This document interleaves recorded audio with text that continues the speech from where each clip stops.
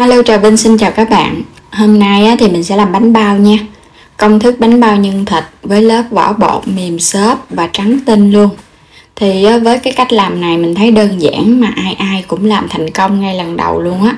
Có rất là nhiều bạn yêu cầu cái công thức bánh bao đơn giản, thì bây giờ mời các bạn mình cùng vào bếp để thực hiện món bánh bao ngon này nha.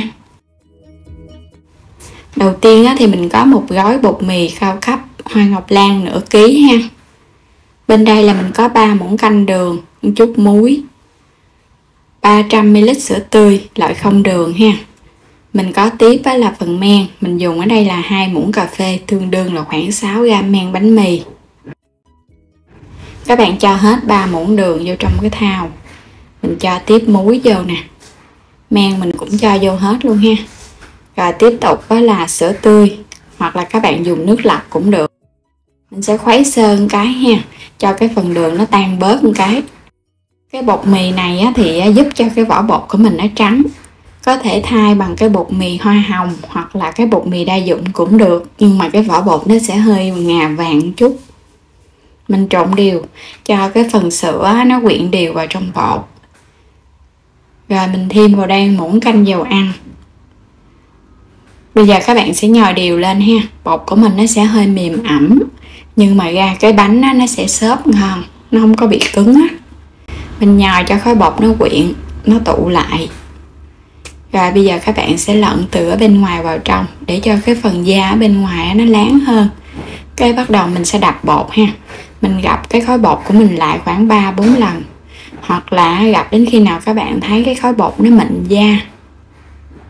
Rồi bây giờ vậy là được rồi nè. Các bạn thấy cái phần da bên ngoài nó láng mịn này ha.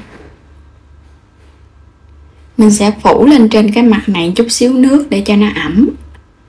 Và bây giờ đậy kín lại. Mình ủ từ 1 cho đến 2 tiếng đồng hồ ha. Tùy theo thời tiết nóng hoặc là mát nữa. Phần nhân thì mình có một cái củ sắn, gọt sạch vỏ rửa sạch. Các bạn cắt lát ra cho nó mỏng mỏng. Rồi cái mình cắt sợi lại nha. Mình băm lại vậy đó. Mình sẽ cắt hạt lựu cho nó đều đều để phần nhân nó ngon. Hành lá mình dùng ở đây 2-3 cọng vậy đó, cắt nhỏ nhỏ ra. Nấm mèo ngâm nước cho nó nở mềm, xong rồi cái cắt sợi, các bạn cũng băm nhỏ hạt lựu. Mình có kèm là lạp xưởng khô ha, cắt lát mỏng ra. Củ hành tím và tỏi, các bạn đập dập xong rồi cái mình băm nhỏ nhỏ để chút mình xào. Cho vào chảo 2 muỗng canh dầu ăn, các bạn xào cái phần hành tím và tỏi này trước cho nó vàng nha. Khi hành tỏi vàng thơm thì mình cho thịt vô mình xào. Phần thịt ở đây thì mình dùng 300g thịt nạc vai heo xay nhỏ. Các bạn xào cho phần thịt này nó săn lên là được rồi, không có cần phải chín nha. Một chút nữa rồi cái mình trộn vào trong nhân. Mình cho 2 cái trứng vào chảo để chiên. Trứng này là mình dùng cái phần trứng chiên, hoặc là các bạn dùng trứng luộc rồi cái mình cắt ra miếng nhỏ nhỏ mình cho vào nhân cũng ngon ha. Chiên cho nó chín sơn cái là được ha, cho nó khô ráo vậy nè. Mình làm cái công thức này là cái kiểu mới. Bây giờ mình cho hết phần thịt vào trong cái trứng chiên. Các bạn cũng cho tiếp củ sắn vô ha. Củ sắn này nếu mà cái phần nhân không có ra nước thì các bạn vắt nước bớt nha, để cho phần nhân của mình nó khô ráo. Cho nấm vô. Lạp xưởng mình cũng cho vô luôn. Các bạn nêm vào trong này muỗng canh dầu hào, 1 muỗng canh đường, 1 muỗng canh hạt nêm, cuối cùng là tiêu xay. Trộn đều lên. Thì cái gia vị nêm vào trong nhân này là cái bánh nó vừa ăn ha, nó có vị mặn mặn ngọt ngọt á. Trộn cho gia vị nó tan đều vô trong phần nhân, xong rồi các bạn vo nhân luôn. Cái phần trứng chiên mình chiên nhỏ vậy nè. Mình trộn đều vô nhân thì nhân ăn vô nó béo và nó thơm lắm. Các bạn sẽ chia làm 10 phần, thì mình làm 10 cái bánh, cho nên là mình sẽ vo chia đều ra 10 viên nhân. Vo tròn, bóp cho nó chặt tay một chút.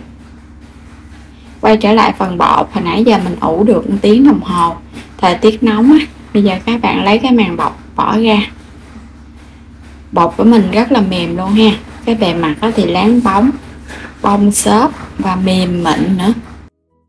phủ một chút xíu bột khô cũng là bột mì. Rồi các bạn lấy cái khối bột ra, mình sẽ nhồi sơ nó lại để cho bột của mình nó bể những cái bọt khí á. Khối bột rất là mịn. Bây giờ các bạn phủ thêm chút xíu bột áo, rồi cái mình nhồi nhẹ nhẹ thôi, lặn từ bên ngoài vào trong để cho cái ở bên ngoài á, cái phần da nó láng. Rồi bây giờ sẽ chia bột luôn ha, cũng chia làm 10 cái viên bột.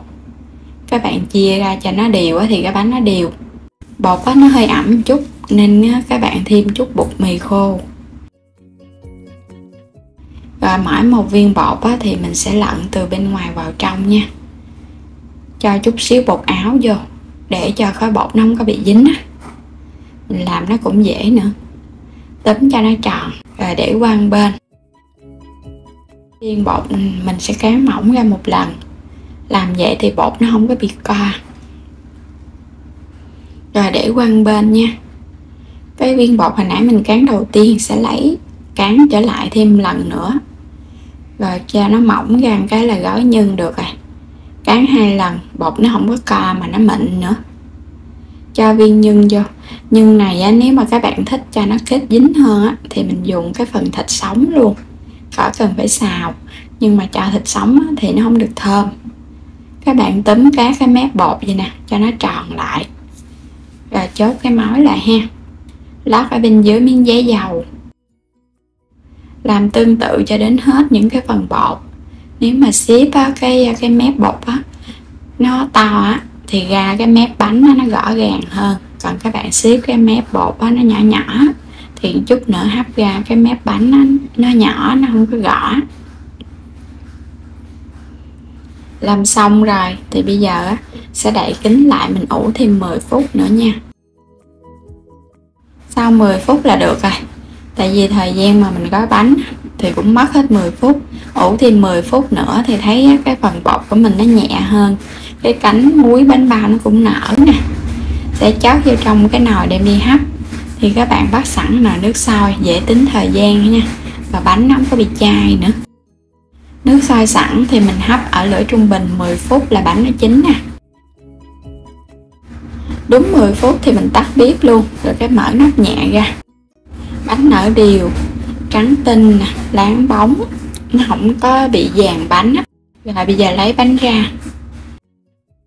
Các bạn hấp tiếp tục cho đến hết 10 cái bánh, xong rồi cái mình lấy ra luôn nha. Còn nếu mà các bạn hấp xong rồi, tắt bếp mình cứ để yên ở trong nồi mình giữ ấm. Khi ăn thì lấy ra ăn, bánh nó nóng, nó mềm và nó thơm nữa. Rất là xốp luôn. Bên trong phần nhân mình xào thịt cho nên nó hơi tơi rời. Còn các bạn làm thịt sống á, thì mình trộn vào á, nó sẽ kết dính thành một cục nhân luôn. Bánh rất là ngon luôn, gia vị cũng đậm đà.